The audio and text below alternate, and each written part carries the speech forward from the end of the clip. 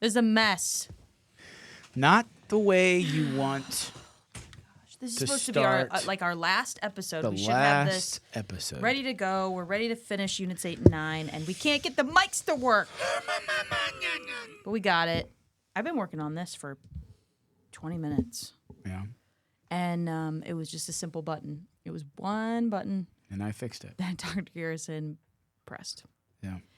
Mr. Hill, Yeah, what's up? go ahead. Take Go it ahead. away. Go ahead. Shall I start right now? Yeah. Go Let's ahead. do it. Okay. In a 3, 2, 1. In the councils of government, we must guard against the acquisition of unwarranted influence, whether sought or unsought, by the military-industrial complex. That was Dwight D. Eisenhower in his farewell address in January 1961. And it's a perfect doorway into Units 8 and 9 because Ike is not speaking from the outside. He's a 5-star general. He led Allied forces in World War II. He helped govern the early Cold War. He understands why the United States believes it needs power. But he's warning Americans that power changes a country. Yeah, and power is really going to be our thread today. What happens when the United States becomes one of the most, if not the most powerful nation in the world after World War II? And so beginning in 1945, right, the United States has military power, economic power, cultural power, nuclear power, and global influence. But that power creates new fears about communism, about nuclear warfare, civil unrest, terrorism, deindustrialization, globalization, demographic change, and political polarization. Whew, there's a lot going on there. A lot going on. A lot of eons. A little bit of change. Really, for APUSH Units 8 and 9, we're talking about the promises and pressures of what we call modern America. Unit 8 really takes us from the end of World War II into the Cold War with the rise of civil rights and the prosperity of the 1950s. Prosperity? Did I say prosperity? I think you were like stuck between love when you mess up. posterity and prosperity. Liberal, the era of reform. We have, of course, the Vietnam War and the many social movements that arise. The disappointment of Watergate, the crisis of stagflation, and the overall crisis of confidence that emerges.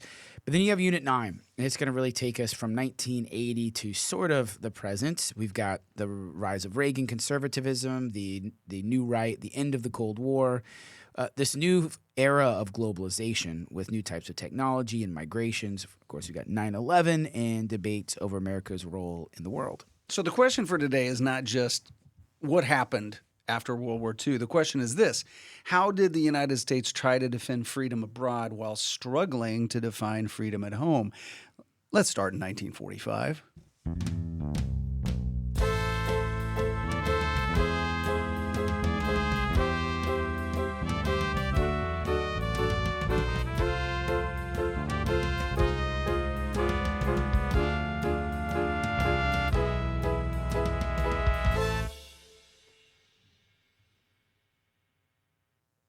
Week of the exam. How are you guys feeling?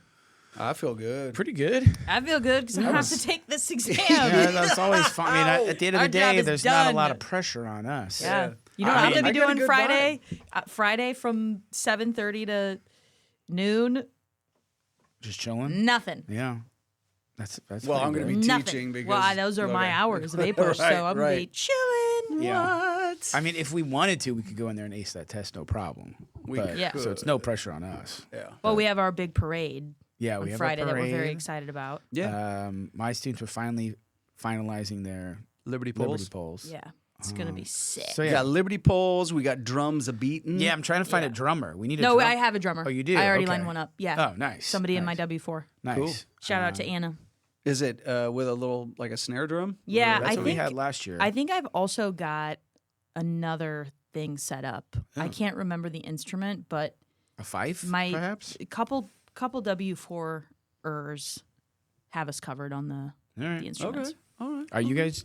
Do we? I don't remember. We didn't really dress. Did you dress up last year? I think that this year we should all wear our Halloween costume. Nice. Not the whole thing. I Not the don't- whole I'm thing. just Not the gonna whole wear- thing. Just the jacket, just for the march. Maybe. Okay. What do you mean maybe? Come yeah, on, it'd be that's fine. funny. I don't want to do the whole outfit. It's just No, hot to wear that all day. we don't have to do the whole outfit, but I think the jackets, All right. and then I've got my tricorn hat, I'll which wear is my which fancy is so wig. in right now for It America is. 250.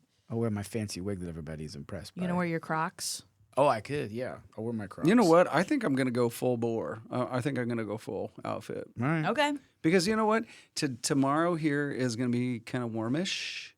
Isn't it tomorrow that's going to be kind of warm? And then it's going to drop off a little bit. It is gonna be chilly, I think, later this week. See? I'm always So for hot. Friday, yeah. You know I what? run hot. Are you really? Are you too hot for I American am. patriotism? I am. Yeah. Okay. Just wanted to know. Okay. All right, it's set. I could go we'll wear sleeveless jackets for and sure. let my, You could- my American flag tats. You could take Fly. the sleeves off of your jacket. Oh, my God. They're pretty sweet. That could kind of be funny. That would be funny. Okay. All right, we've got it all figured out. Here we go. Unit 8, 1945 to 1980. It begins with victory, but not peace, because while World War II ends and fascism is defeated, the U.S. is going to emerge as one of two superpowers. We know that the other is, of course, going to be the Soviet Union. And what used to be a wartime alliance collapses very quickly because the two countries have their different ideologies, their different security goals, and their different visions for the post-war world. And so the United States is going to promote capitalism and democracy, open markets, and international institutions like the United Nations, whereas the Soviet Union is going to promote communism, one-party rule, and a security buffer in Eastern Europe. So that's the Cold War. It's not a direct war between the United States and the Soviet Union. Remember to keep that in mind. But instead, it's a global rivalry, a global chess match, if you will, involving ideology, military alliances, and what are called proxy wars, where both sides will support their sort of pawns that they try to move around into strategic positions. There's also the threat of nuclear weapons and the mass production of nuclear weapons, spying and espionage and James Bond kind of stuff, and lots of propaganda and economic competition along the way. For the United States, the key word that we must remember is containment. The United States decides it must contain the spread of communism. Containment. Because it's a disease. Mm-hmm. At least from the American the perspective right now. So containment is, I mean, that's, what do you do with A problem like Maria. Somebody, right, exactly. How do you solve Solve a problem yeah. like Maria? Yeah, I mean, that's what it made me think of, though. yeah. Yeah. What do you do? Cultural reference Mm-hmm. to the Sound of Music. Yeah. Maria. No, wait. Now I'm mixing that up with West Side Story. That was West Side Story. Yeah. Yeah. Just met a girl named Maria. Ooh, that was way off. No, that was way good. down. You're a good singer. Oh, stop it. Okay, so anyway, how does containment? Well, what will that look like exactly? Well, we got the Truman Doctrine and the Marshall Plan. The Truman Doctrine, of course, promises support for nations resisting communism, and in particular, we're looking at Greece and Turkey here that will be excessively vulnerable. The Marshall Plan kind of doubles down on that, and it will send billions of dollars to rebuild Western Europe, partly for humanitarian reasons, but also to stabilize capitalist democracies and reduce communist appeal. So, and then the Berlin airlift, put out there by none other than my boy Harry Truman, shows what containment will look like. And so the Soviets blockade West Berlin, the U.S. and its allies fly in supplies, NATO forms in 1949 as a military alliance against the Soviet aggression. A lot happens in 1949 to 1950 because this is becoming militarized so fast. The Soviet Union is going to test its first atomic bomb in 1949, which was much sooner than predicted. Spies. Yep. China becomes communist that same year, 1949. So now you have the world's largest nation becoming communist. The Korean War then begins in 1950 when North Korea invades South Korea. And in that war, the United States is going to fight under the banner of the UN, which has now replaced the League of Nations.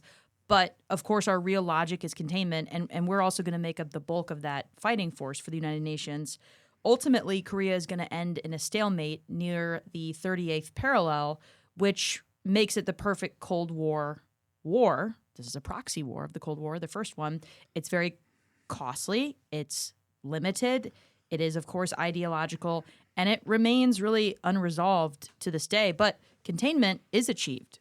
Right. Though it's important that we recognize that the Cold War policy that the United States put forth, it's never one thing. It's not monolithic. It changes over time given who's in the White House and what are some of the emergencies abroad and how are we dealing with the Soviets. When we begin with Truman, he's emphasizing this idea of containment, but Eisenhower, as more of a military-minded leader, is going to talk about this idea of massive retaliation and nuclear as a form of nuclear deterrence, mutually assured destruction. Kennedy comes in and offers more of a flexible response, the Green Berets, kind of focusing on humanitarian causes. Johnson, though he doesn't really want to do this at first, finds himself embroiled in the quagmire that is Vietnam, so he starts escalating things there, increasing troops to over 500,000. Nixon comes along and slowly ends the Vietnam War, but does it in a very kind of hidden, secretive way, and uses this concept of détente with the Soviet Union and easing tensions, opening relations with China. Carter comes in emphasizing human rights, but really struggles to respond to new tensions in the Cold War, especially after the Soviet invasion of Afghanistan. So, yes, the continuity of this time period is all about anti-communism, but the change over time is how different presidents apply it, and that will change. That was good timing. That was really good. Thank you. That was really good. She's pretty magic on the mixer board here. A couple episodes ago, you guys had no idea what you were doing. Oh, in we fact, had no idea. I've just realized we have more sound effects than I thought. Does this change anything? It's supposed to be megaphone. Monster, is this doing anything? Monster. No, none of this is doing think anything. Large robot. Maybe it's just for a certain mic. No. Oh, What was that?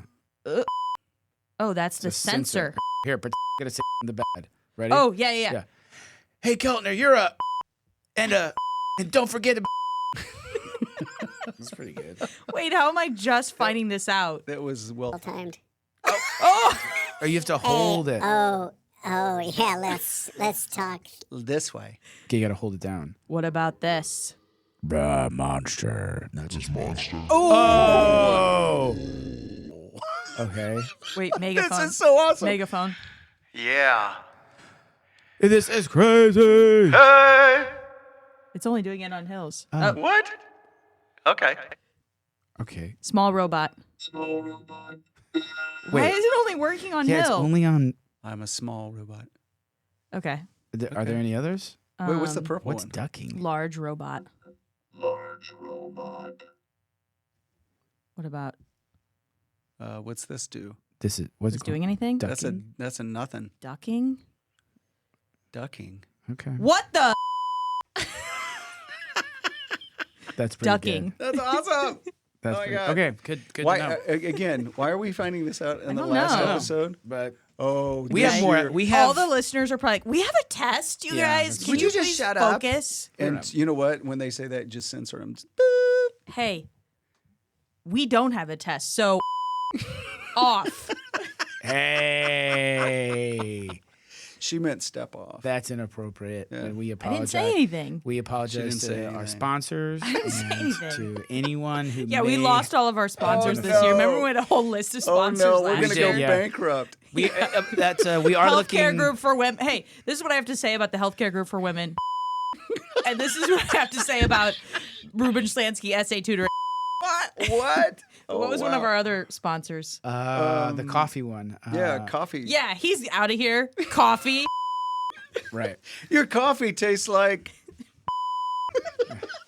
This is not good. This is Okay. getting. All right. away- this is Wait. getting away from Okay. us. You know, it's this kind of tension release Levity. that we needed in the 50s because when McCarthyism comes along, it's tense, baby. Okay.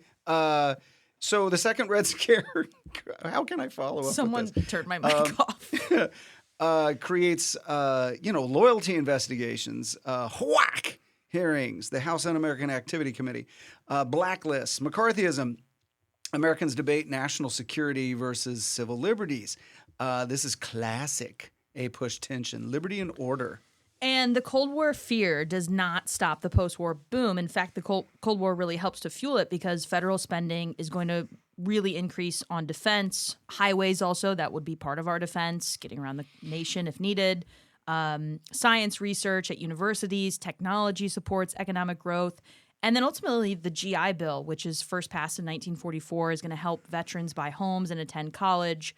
This is going to allow suburbs to expand. The baby boom is going to reshape family life. Television spreads as a national consumer culture, also spreads. Cars, highways, malls, and appliances, these become symbols of middle-class abundance. But that era of prosperity is unequal. So while we do have this boom in post-war life, not all Americans were able to partake. For example, many black veterans, especially in southern states, were not able to access the GI Bill that basically built the middle class because of local discrimination. Suburban housing policies often excluded minorities. Black Americans, Jewish Americans, minorities in general were kept out of these neighborhoods where wealth could grow. There were restrictive covenants and discriminatory lending and banking. Women are going to be pushed back toward the domestic sphere, even after participating in the wartime economy. And we also just have this changing growth across geographic areas of the country. A lot of older industrialized cities start to fade and become part of the Rust Belt, as newer cities, especially in the Southwest, start to benefit from wartime industries and new technologies and air conditioning and really start to grow and flourish. They glow as well. And they do glow. Yeah, I would say that is a great thing if you get a question about demographic changes, that we Right. see a ton of demographic and migration changes post-World War II. Big time. By the 1950s, it's not just prosperity, it's prosperity, but exclusion from that American dream. Right, because I think when I look back on the 1950s, I think I always lead with, and this probably shows my own privilege, but I always think first about, disposable income, and everybody's like feeling good, and everything's like nice and placid. But this is really where the civil rights movement becomes kind of a central thing. The African American freedom struggle doesn't begin in the 1950s, but the post-war moment kind of gives it new force. And so black veterans return from fighting fascism abroad, and they have to fight it at home. They have to demand democracy at home. The Cold War makes racial segregation embarrassing for the United States. Internationally, I mean, the Soviets are gloating over when they see pictures of the Children's March in '63 or all the hoopla around Little Rock in '57.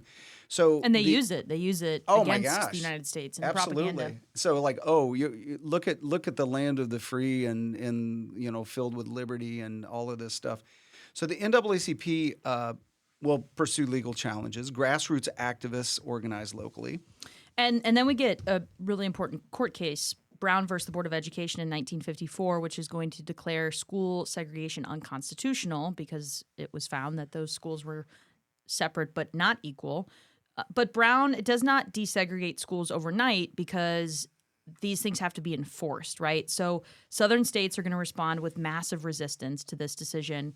And Little Rock, Arkansas really shows us this in 1957, through the Little Rock Nine and how ugly it got trying to desegregate that school. But then the rights movement is going to expand through direct action, things like grassroots organization that we were talking about, the Montgomery bus boycott, various sit-ins, freedom rides, all the things that happened in Birmingham, the March on Washington, the Freedom Summer, and marches like Selma. Because of all these actions, the federal government finally faces so much pressure that they have to act. The Civil Rights Act of 1964 is going to pass as part of Lyndon Johnson's attempt to kind of bring a new era of reform, the Great Society, and the Civil Rights Act will seek to attack segregation and discrimination by creating equal protection. The Voting Rights Act of 1965 attempts to try to bring down some of those barriers, especially in the South that had attempted to block black voters from actually casting their ballots. So these are considered landmark achievements, political achievements, sort of the pinnacle of the civil rights. But again, legal victories do not necessarily end in actual racial equality on the ground. Right. And it's interesting what's going on with the Supreme Court and the Voting Rights Act right now. And so, APUSHers, not only are you preparing for this test, you are also responsible for being observant and knowing, picking up on what's going on around you. by the mid to late 1960s, the movement does change. Some activists grow frustrated with slow progress. Northern segregation persists. Police brutality has never really gone away.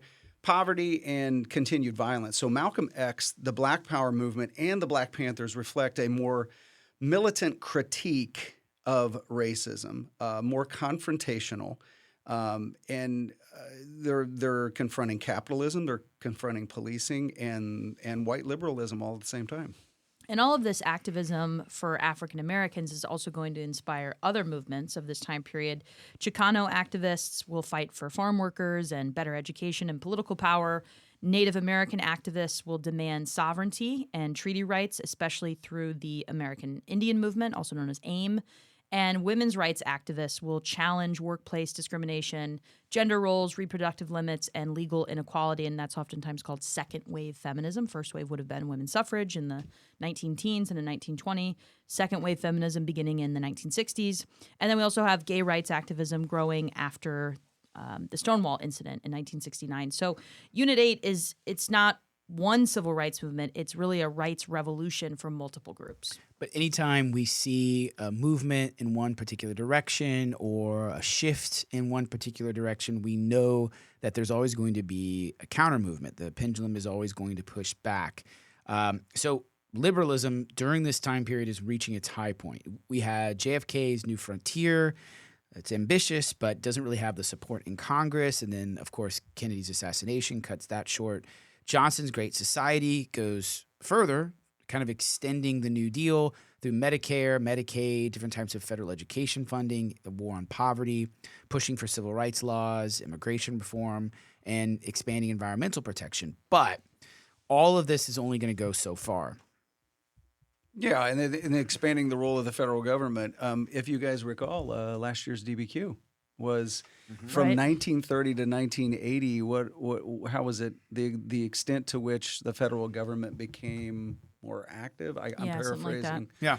And this year it'll be on the American Revolution. Yeah, I told my classes that you kind of were playing the role of Nostradamus and predicting that, and they were like, oh, "That totally makes sense." Yeah. Tricorn hats in. Yeah, totally. And they all went on their betting sites and Yeah. Right, exactly. Because that's what we do now. So the Great Society is a huge exam topic, everybody listening out there, because it shows the peak of New Deal liberalism. The belief that the federal government can improve society, reduce poverty, protect rights, and expand opportunity. But Johnson's presidency all shows the limits of that confidence just because Vietnam falls in his lap. Yeah, and Vietnam is really the central tragedy of Unit 8. You know, U.S. leaders see Vietnam through the lens of course, containment and the domino theory. You have Truman and Eisenhower. They support France right after World War II and France's claim on Vietnam, and then we'll switch our support to South Vietnam. Kennedy, when he becomes president, will increase our quote-unquote advisors in Vietnam. By the time I think he is in office, we have almost 20,000 military advisors in Vietnam. And then Johnson, beginning in 1964, is going to escalate all of our attention there after the Gulf of Tonkin resolution, which basically gives the president a blank check to do whatever he needs to do as commander-in-chief. And so by the late 60s, you have hundreds of thousands of U.S. troops in Vietnam. the problem was that American leaders from the beginning misunderstood the conflict, seeing it mainly as a communist aggression directed by a global enemy, basically that Vietnam was a puppet of the Soviet Union. But in fact, the Vietnamese were very nationalistic. They were anti-colonialism, favored local politics, and it's a civil war in part, but it's really seen by the Vietnamese as a freedom struggle against outside powers. The United States, yes, has an overwhelming military power, but it can't really translate that into political success within Vietnam. And then the Tet Offensive happens in 1968. And this was really the apex of our involvement in Southeast Asia. So militarily, the Viet Cong and the North Vietnamese suffer major losses. But I think Ho Chi Minh knows that we can lose the battles and still win the war. Politically, on stateside, Tet so shocks the American people because officials have been saying victory was near, the credibility gap starts to widen, anti-war protests grow. Young people question the draft, the counterculture challenges traditional authority, and television. This is so huge, you guys out there. TV, this is our first televised war. And Johnson ends up not running again for president. That was a bombshell. Yeah, and so then you have Nixon, who becomes president in the 1968 election. He's a Republican, and he will come in and promise a peace with honor. And he's going to use what's called Vietnamization to really reduce American ground troops. But at the same time, he extends the bombing campaign into Cambodia and Laos.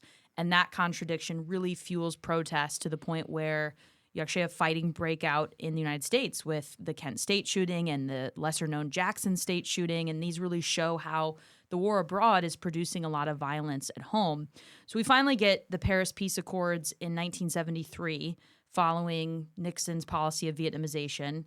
You have Saigon, the capital of South Vietnam, fall in 1975. And for many Americans, Vietnam really creates this deep skepticism about government, military power, and Cold War assumptions. And ultimately, we lose because containment is not successful, that communism does spread below that 17th parallel in Vietnam. Pentagon Papers make all of that clear. Further skepticism grows with the Watergate crisis. It looks like it's just a weird break-in, but it's really about executive power. It goes all the way to the top. Nixon's administration and Nixon himself engaged in secrecy and very mischievous behaviors. His administration used surveillance that was completely illegal, different types of hush money, obstruction of justice, and abused federal agencies. So the Supreme Court basically forces Nixon to turn over these incriminating tapes in the United States versus Nixon. Nixon sees the writing on the wall and resigns. First president to ever do so in 1974. So by the mid-'70s, Americans are so up to their ears with Vietnam and Watergate and inflation, unemployment, oil shocks. Remember, this is, OPEC kind of takes over in the 70s as well.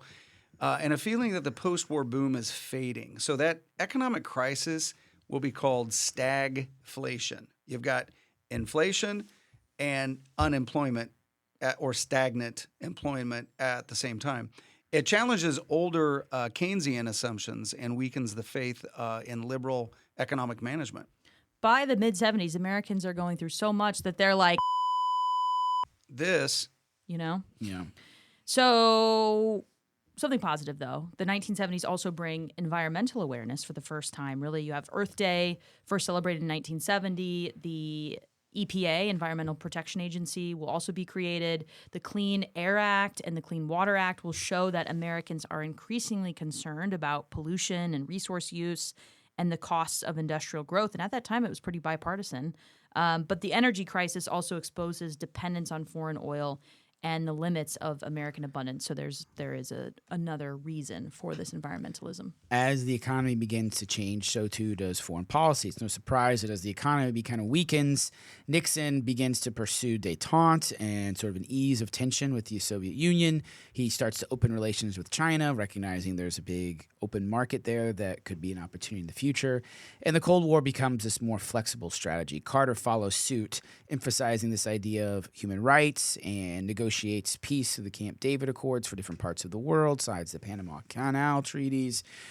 But ultimately, his administration comes off looking weak on communism, weak on the Soviet Union with the Iranian hostage crisis, followed by a Soviet invasion of the Middle East and Afghanistan. And Carter kind of seems to have fed this crisis of confidence and this presumed weakness in the White House.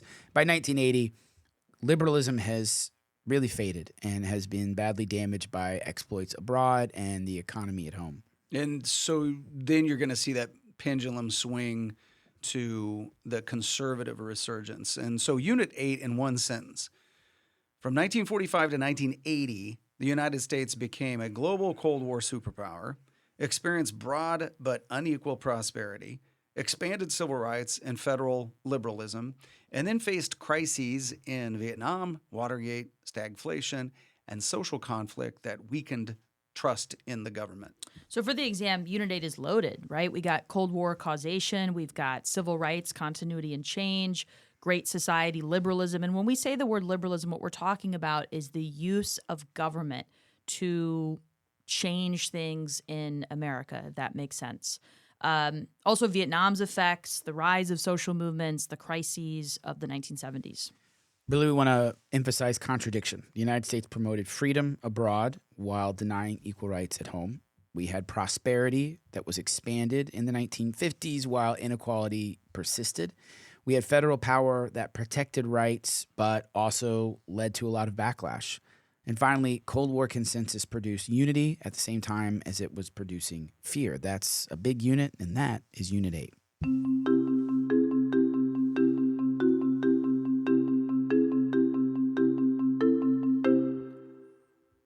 Last one. So boom, Unit 9, Here we are. 1980 to the present. Unit 9. It begins with Ronald Reagan and the conservative resurgence. And even though Unit 9 is a smaller slice of the AP exam, statistically speaking, it matters because it completes so many older stories. Federal power, free markets, immigration, civil rights, foreign policy, technology, culture wars, globalization, they all continue, but the terrain changes after 1980. And Reagan's election in 1980, it reflects several overlapping frustrations that we saw from the 1970s: stagflation, taxes, the distrust of government after Vietnam and Watergate, backlash against the 60s social movements, a rise in religious conservatism, anger over crime, and a belief that liberal government had become much too large, too intrusive, too expensive. And Reagan's message was simple and powerful. He said, government is not the solution. Government is the problem. The Reagan Revolution included tax cuts, deregulation, reduced spending on some major social programs, and shifting a lot of that spending to military costs and building up the military-industrial complex that we began the episode with, a stronger anti-communist foreign policy, and this idea of supply-side economics or Reaganomics, the idea that if you cut taxes and end regulation, that will encourage investment, growth, job creation. And many supporters saw Reagan as restoring confidence and the growth, the shining city on the hill. Critics argue that his policies actually increased inequality, weakened labor that is still a problem today, and expanded government deficits despite claiming to do the opposite. And this conservative coalition that'll be built is so broad. It's going to go beyond politics as we knew it, economics. It's going to include, of course, business conservatives who want to lower taxes and deregulation, as you spoke to earlier. But religious. This is, you guys, this is the first time that religion really enters the picture and will become a major tenet within that platform in politics. The focus on abortion, on school prayer, family values, sexuality, these personal politics, if you will. Cold War hawks also who want military strength, and many white voters reacting against liberal social change. So here's your AP exam move. Conservatism is not just economics, it's economics, religion, race, foreign policy, and culture. And foreign policy is such a huge part of that because Unit 9 also includes the end of the Cold War. And Reagan begins with very intense anti-Soviet rhetoric and military buildup, but the premier of the Soviet Union at that time, Mikhail Gorbachev, his reforms in the Soviet Union of glasnost and perestroika, they really open a door to negotiation. They showcase that the Soviet Union is changing and becoming more open and willing to maybe compromise on some things. And also arms control. We've had this nuclear buildup on both sides, and new arms control agreements are going to reduce some tensions there. And then kind of the beginning of the end, you have Eastern European communist governments collapse in 1989. This is the same year that the Berlin Wall falls, and Ronald Reagan goes in front of it and says, "Mr. Gorbachev, tear down this wall."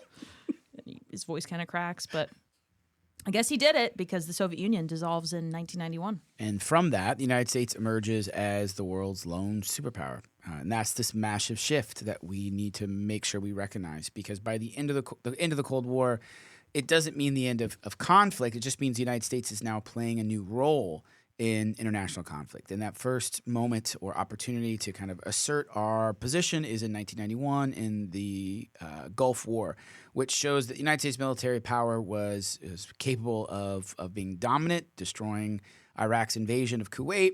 Later interventions and debates over humanitarian action show the Americans then and now are still arguing about when and how the United States should use its newfound power. So now let's shift to the economy. Unit 9 is the age of globalization and deindustrialization. So you got manufacturing jobs decline in many older industrial regions. The Sun Belt grows. Service jobs expand. Finance, technology, healthcare, and information industries become more important. So you got more of a expansion of the service industry, and the industrial industry is really shrinking. NAFTA, which is the North American Free Trade Agreement, and global trade deepen economic connections. Corporations move productions across borders. And globalization, like anything, creates winners and losers. You're either a winner or a loser. Consumers may get cheaper goods out of this. Corporations may gain efficiency. Some regions boom, but many workers face job insecurity, wage pressure, union declines, and community disruption. And this is a major continuity from Unit 6, but in a new form, because industrial capitalism once created labor conflict in factories in the 1800s and early 1900s. Now, global capitalism creates new conflicts over trade, outsourcing of labor, immigration, and inequality. And of course, technology is always there. Now it's personal computers, the advent of the internet, different types of smartphones and biotech. Eventually, we even get social media thrown into the mix, which will ultimately transform politics and communication, even education and culture. So this digital revolution, it's nothing new to talk about how technology changes culture. But in this case, we've got a digital revolution that completely changes what it means to organize, to shop, to campaign and learn. It creates new concerns about privacy, misinformation, the role of surveillance, and the power of technology companies in Americans' lives. Right, and demographics change along with that. You have the Immigration and Nationality Act of 1965 that would reshape immigration patterns. And by Unit 9, the effects are so clear. More immigrants come from Latin America, Asia, Africa, and the Caribbean. The United States becomes more diverse. The Sun Belt continues to grow. Suburbs change. Cities revive in some areas and struggle in others. Immigration becomes one of the major political debates of the late 20th and early 21st centuries. And culture wars also intensify. Americans begin arguing over abortion, affirmative action, LGBTQ plus rights, religion in public life, school curriculum, gun rights, environmental regulation, crime, policing, and the meaning of family and citizenship. And we've got some pretty important Supreme Court cases. You know, obviously Roe v. Wade remains a central flashpoint for decades, even today. The AIDS crisis exposes stigma and public health failures and LGBTQ plus activism. And the fight over same-sex marriage eventually leads to Obergefell versus Hodges in 2015, which recognizes same-sex marriage nationwide. So, like always, we should recognize continuity and change. The rights movement of Unit 8 doesn't simply disappear. They continue to pursue new legal activities, political and cultural battles. For example, women's rights, LGBTQ rights, immigrant rights, disability, and racial justice, all still very much involved in modern politics. But now we have this contested space that basically politics today is founded upon. Right. Then comes 9/11. The terrorist attacks, September 11th, 2001, will utterly transform American foreign and domestic policy. So the U.S. launches the war on terror. We invade Afghanistan. We pass the Patriot Act. We create the Department of Homeland Security and expand surveillance and security powers. So in 2003, the United States invades Iraq, arguing that Saddam Hussein's regime poses a threat. The war becomes deeply controversial, especially when weapons of mass destruction are claimed to be somewhere where they're really not. Yeah. So the post 9/11 era really revives a familiar APUSH tension, the idea of national security versus civil liberties for citizens. And that's the same tension we saw in the Red Scare, the first Red Scare after World War I. Also, the incarceration of Japanese Americans during World War II, and the second Red Scare after the the Second World War. So Unit 9 is not disconnected from earlier history. It's really another version of old debates under new conditions. If we briefly look into the 21st century, we see economic crisis with the Great Recession of 2008 based on housing speculation. But again, this is the same story that we've seen in the past. It's just in a slightly different key, but the song remains the same. It's all based on thank you. Risky lending, bubbles, financial instability, lack of regulation. We have bank bailouts, a new role of government, the concept of too big to fail, the idea of government stimulus, taking on unemployment and foreclosures, and again, arguments about what is the role of the government in our economy and in our daily lives. Barack Obama's presidency includes continued debates about healthcare with the Affordable Care Act, which really went back all the way to... I'd like to know more about the Affordable Care Act. I'm trying to go fast. I gotta tell you. Look, I'm trying to go fast. Pretty expensive. I'm trying to go fast because you said you had to be out by 3:30. When you're in your 30s and you're trying to stay blonde, it gets expensive. So I'm actually interesed in the Affordable Care Act. Doesn't need that. That's really good. Mr. Hill. He doesn't Mr. need Hill. it. Wow. Gosh, Hey, unbelievable. come on now. Affordable Care Act. Again, trying to go fast so Keltner could get where she needs to be. Instead, she's delaying us. I don't want to go anyway. All right, but again, it's always about backlash and reaction. So the Tea Party movement reflects conservative anger over taxes, spending, healthcare reform, and federal power. It really is just a repeat of what we saw in the 60s and 70s. And then, Keltner, you're now up. Yes, and throughout Unit 9, debates over race continue. The post-civil rights era doesn't mean that racism ends. Unfortunately, Americans argue over mass incarceration, policing, affirmative action, voting rights, immigration enforcement, school inequality, and, of course, economic inequality. And the election of Barack Obama in 2008, it's historically significant, but it does not produce a post-racial America. Instead, it becomes part of a larger story of both change and backlash. Environmental issues grow more urgent, and I suspect that will continue to be the case in years to come. Yes, I continue to suspect that also will be a case. That we must continue to be aware That of. along with the Affordable Care Act. I see we're mocking the modern environmental movement. I'm now. not mocking the modern Very environmental upsetting. movement. I'm Very mocking you. There's a upsetting. difference. Again, continuity and change. I continue to try to stress seriousness, and Keltner tries to change the subject with her jokes. I'm just having fun. got I'm it. living. Livin. Oh, Matthew McConaughey. Exactly. All right. All right. It's that time of year where anything goes with me. Anything goes. And I'm not serious about anything. Well, that must be good for your I'm students. just ready to let's just wrap this up. All right. Well, speaking of which, it's on you Anything to wrap up Unit 9 here. Okay, here we go. For the exam, Unit 9 is smaller, but it is useful for synthesis and continuity. You can connect Reagan to the backlash against the liberalism of the Great Society and of the New Deal. You can connect globalization to the market revolution of the 1800s and later 1800s Gilded Age capitalism. You can connect the War on Terror to earlier debates over civil liberties in wartime, like World War I, the Espionage and Sedition Acts. You can connect immigration debates to the 1840s, 1880s, 1920s, and 1965. I think the biggest mistake with Unit 9 is treating it like just a random current of events, which unfortunately we kind of just threw a bunch of events at you. Yeah, sorry. But the point is you can take modern American history and look backward and find all of these connections and continuities regarding the expansion of federal power, the impact of capitalism, different types of migrations, the fight over rights and who gets access to those rights, who can be an American, what should our foreign policy be, and what happens to democracy when it's placed under pressure. You guys, this is what the APUSH, the powers that be, are interested in making those connections. So don't memorize Units 8 and 9 as a list of presidents, even though it's important what happens within certain administrations. Presidents do matter, but the deeper story is bigger. It is about how Americans responded to fear, abundance, inequality, protest, crisis, and change. And it's about whether the United States could keep widening the meaning of freedom, which has really been the thing we've talked about all year, while carrying the burdens of being a global power and the burdens of our own history. This is what modern APUSH story is really all about.